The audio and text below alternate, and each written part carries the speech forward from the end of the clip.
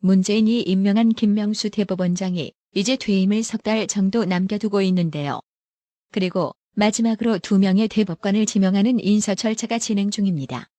지난 30일 대법관 추천위원회에서 8명의 후보가 결정이 됐고 이 가운데 김명수 대법원장이 2명을 선정하면 국회 동의를 거쳐 대통령이 최종 임명을 하게 됩니다. 그런데 벌써 대통령실에서 거부권 행사 가능성을 검토하고 있는 것으로 TV조선 취재 결과 확인됐습니다. 대법관으로 전혀 인정할 수 없는 후보가 올라올 분위기가 감지됐다는 뜻인데요. 대법관은 대법원장이 임명 제청을 하면 국회 동의를 얻어 대통령이 최종적으로 임명을 합니다. 그런데 대통령에게 거부권이 있느냐를 두고는 논란이 좀 있습니다. 다만 법조계의 다수 의견은 최종 임명권자가 대통령이기 때문에 거부권을 행사하는데 문제가 없다는 겁니다. 물론 그동안 대통령이 거부권을 행사한 전례는 없습니다. 문재인 좌익 정권에서 임명된 김명수 대법원장은 우리법연구회 좌파 출신답게 그동안 숱한 편향성 인사 논란을 일으켰는데요.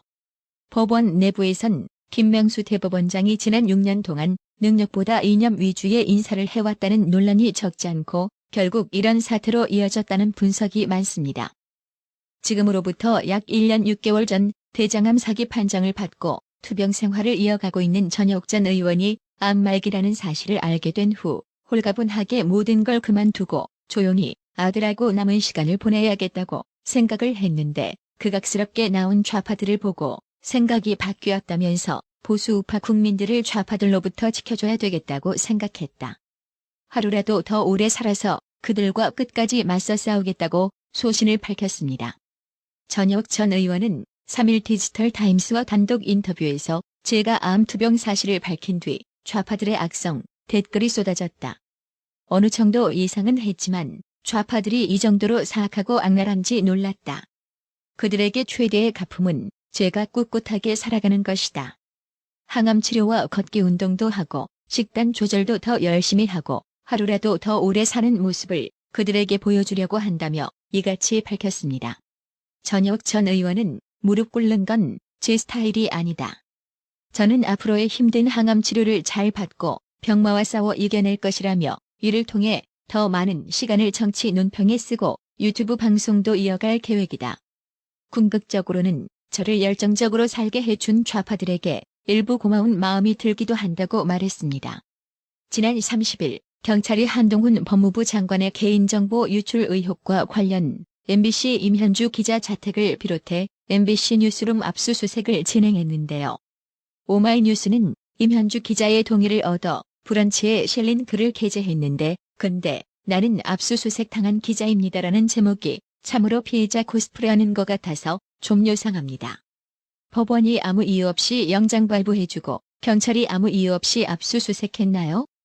이 사건의 핵심은 한동훈 장관의 개인정보가 유출되어 그 행위가 심각하다는 건데 과연 누가 피해자일까요? 해당 소식에 네티즌들은 서두부터 아이엄마인 걸 강조하며 감성팔이하고 앉아있네. 기자야, 넌 불법을 저질렀고 그에 응당하는 압수수색을 받는 게 당연한 거다. 와, 진짜 좌파 아무나 못하는구나. 이 정도 철면피는 있어야 하는 거구나라고 비꼬며 나는 개인정보 유출한 기자입니다로 제목 바꾸시기라고 또 비꼬았답니다.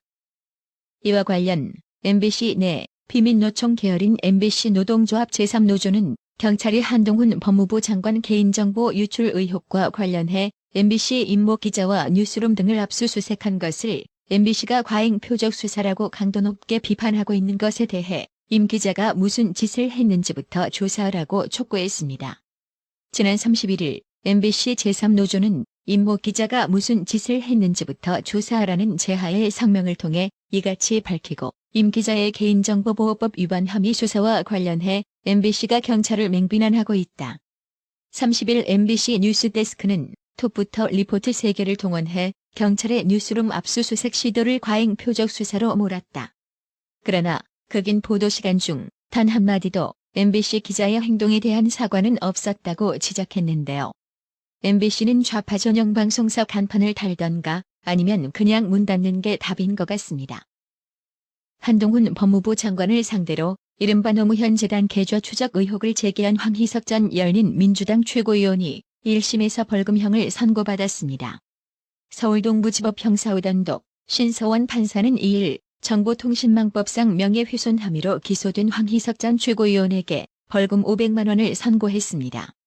황희석 전 최고위원은 2021년 11월 TBS 유튜브 채널 국회 앞 유정다방에 출연해 검찰이 2019년 9월에서 10월 노무현 재단 계좌 추적으로 거래 내역을 다 열어봤다.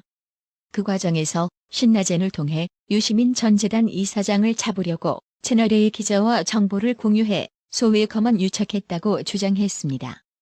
2019년 당시 한동훈 장관은 전국특별수사를 지휘하는 대검 반부패 강력부장이었습니다. 한동훈 장관은 노무현 재단이나 유시민 전 이사장의 계좌를 추적한 적이 없다며 2021년 12월 황희석 전 최고위원을 경찰에 고소했습니다.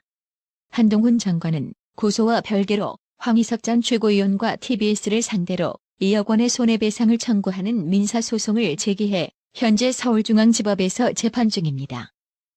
지난달 31일 오전 5시 31분쯤 전남 광양제철소 앞 도로에 설치한 높이 7m 철제 구조물에서 고공농성을 벌이다가 진압에 나선 경찰관에게 쇠파이프 등을 휘둘러 다치게 한 혐의로 한국노총 전국금속노동조합연맹 약칭 금속노련 김준영 사무처장이 구속됐는데요. 광주지법 순천지원 곽희두 영장전담 부장판사는 2일 특수공무집행방해치상 등 혐의를 받는 김준영 사무처장에 대한 구속영장을 발부했습니다. 범죄의 중대성에 비춰 도주할 우려가 있다는 이유에서였는데요. 이에 경찰이 과잉 진압을 했다고 주장하고 있는 한국노총은 윤석열 정권의 노골적인 노조 탄압에 총동원되어 국민의 생명과 안전보호라는 기본 임무는 잊은 채 무도한 권력의 머리를 조아리고 특진의 눈이 먼 경찰의 만행을 도저히 묵과할 수 없다며 반드시 경찰의 책임을 묻고 윤석열 정권 심판 투쟁에 나설 것이라고 경고했는데요. 아직도 노조 친화적인 문재인 좌익 정권인 줄 아는 한국노총은 한마디로 지랄하고 자빠진 겁니다. 고위직의 자녀 경력직 채용으로 국민적 공분을 사고 있는 중앙선거관리위원회에서 이번엔 형아찬스 의혹까지 제기됐습니다. 선관위 간부의 동생이 경력직에 채용돼 1년 만에 승진한 사실이 밝혀지면서였습니다. 지방공무원으로 근무하던 자녀가 경력직으로 선관위에 채용된 뒤 빠르게 승진했던 것과 비슷한 사례인데요. 2일 이만희 국민의힘 의원실에 따르면 강원 선관위 박모 사무처장의 친동생 박모 씨는 2014년 2월 경기 고양시청에서 근무하다 경기 고양 선관위로 이직했습니다. 박 씨는 이직 이후 11개월여 만인 2015년 1월 7급으로 승진한 것으로 나타났습니다. 이처럼 선관위 특혜 채용 의혹이 늘어나자 국민의힘은 이미 합의된 국정조사는 물론이고 감사원 직무감찰과 같은 고강도 조사가 불가피하다고 보고 있습니다. 선관위는 자재 조사와 함께 권익위 전수조사에 협조하겠다는 뜻을 밝혔지만 한계가 있다는 게 국민의힘의 판단입니다. 이날 국민의힘 원내대책회의를 주재한 윤재욱 원내대표는 고위 간부의 자녀 특혜 채용 의혹을 받고 있는 선관위가 감사원 직무감찰은 다시 거부했다며 선관위가 독립성을 방패로 내부적으로 온갖 비리를 저질렀고 스스로 교정할 능력을 상실한 게 분명해졌다면 외부기관의 감사를 자청해서 받는 게 맞다고 목소리를 높였습니다. 박대출 정책위 의장은 아빠 찬스에 이어 형아 찬스 의혹까지 보도되면서 중앙선관위에 대한 국민 분노가 하늘을 찌른다며 셀프 조사를 한다더니 이제는 조사기관을 쇼핑하고 있다. 선관위는 권익위 조사는 받겠다면서 감사원 감사는 거부하고 있다고 꼬집었습니다. 이어 감사원 직무 감찰 거부는 골물대로 골문 치부를 숨기려는 선관위의 얄팍한 꼼수라며 조사기관을 쇼핑하듯 고르겠다는 건 국민을 무시하는 오만이라고 지적했습니다.